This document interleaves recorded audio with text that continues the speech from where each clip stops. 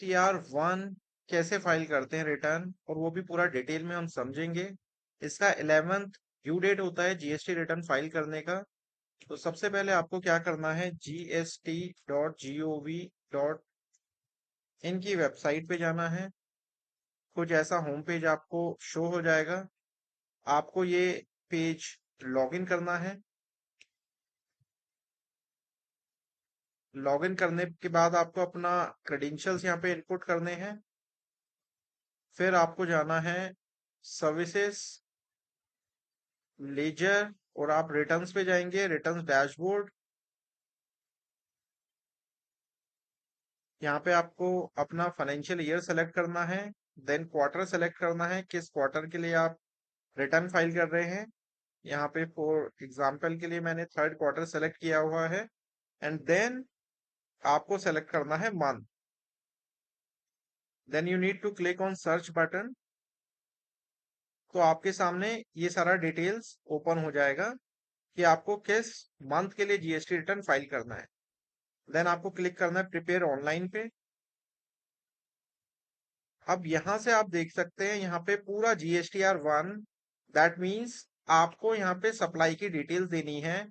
जो भी per month आपने सेल्स किया है, आपने रजिस्टर्ड डीलर को सेल्स किया है, अनरजिस्टर्ड डीलर को सेल्स किया है, या आपका ई कॉमर्स प्लेटफॉर्म है, तो आपको कुछ इस तरह का होम पेज दिखाई देगा। अब यहाँ पे देखिए, यहाँ पे आपको किस चीज की डिटेल्स फिल करनी होती है। Taxable outward supplies made to registered person. अगर कोई रजिस्टर्ड पर्सन है तो उसकी सारी डिटेल्स आपको यहाँ पे फिल करनी है। अगर इस पे आप क्लिक करेंगे और ऐड रिकॉर्ड पे आपको क्लिक करना है,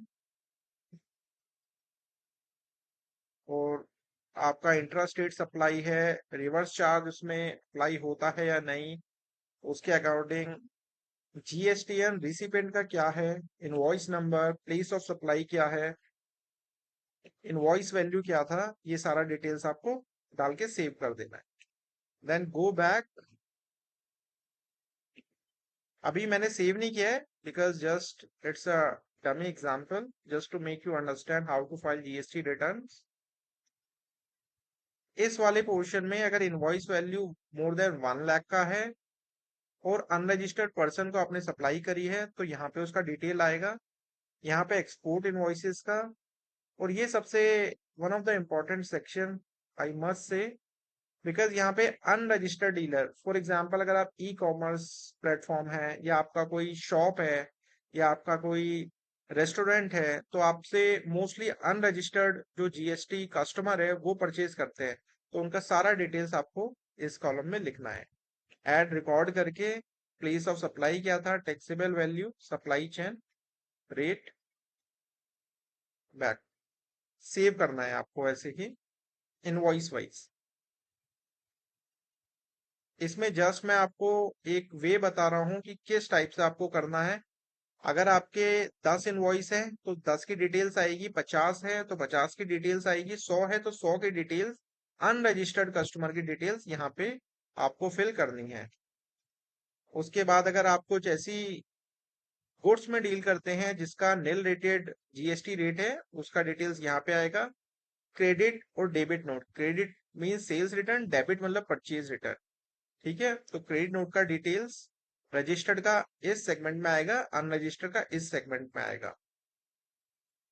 ये टैक्स लाइबिलिटी कुछ एडवांस रिसीव्ड का है।